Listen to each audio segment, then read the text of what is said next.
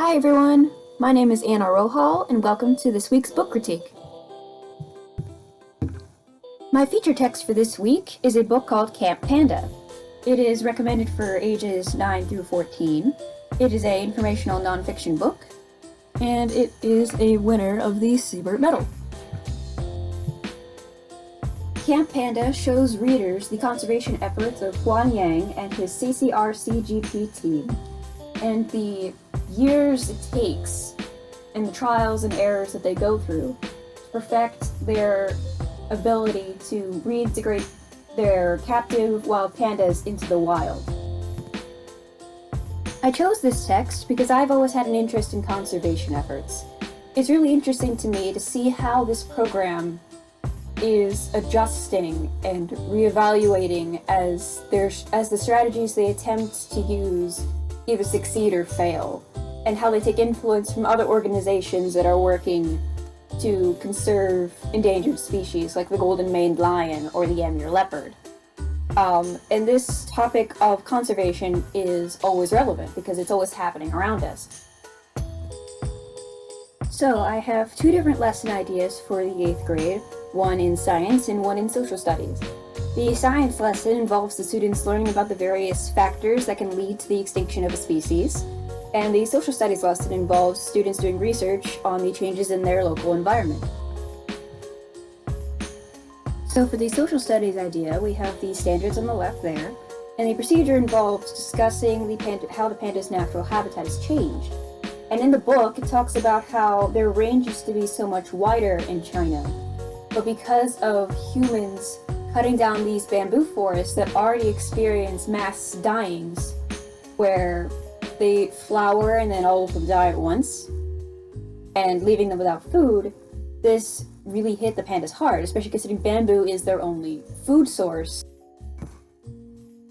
So later, after this discussion, have the students do research on their local area, and have them learn about how humans have changed their own environment, like connecting it to how the humans have changed the environment in China by cutting down all the bamboo. So here is the science lesson idea with the standards once again on the left. So the procedure first involves the students experimenting with the simulation on PhET EDU, which involves natural selection, which I'll show you in a minute. So later, after the students have finished experimenting with the simulation, we will have a class discussion which ties the simulation to the information learned in the book. And in the simulation, we'll see the various factors that can affect the population of rabbits. And we can see how those same factors could affect pandas, and even have the students speculate on other factors that could affect the panda's ability to reproduce, survive, and in the end, prevent themselves from going extinct. So here you can see the simulation screen that the students will be interacting with. It starts by hitting the Animate button, and then every few seconds the population will reproduce, and then more individuals will be added to the population. You can add different traits, make them dominant or recessive. You can add different environmental factors that can change a population. You can see the data as it goes through, how many individuals there are, how many individuals there are of each type, like who has what trait. And it's definitely a very interesting thought experiment. So here we have the podcast making program called Anchor, and it allows students to record their voice. It allows them to put the different recordings together on a timeline. It allows them to add different sound effects and music, and allows them to get creative with how they present the information.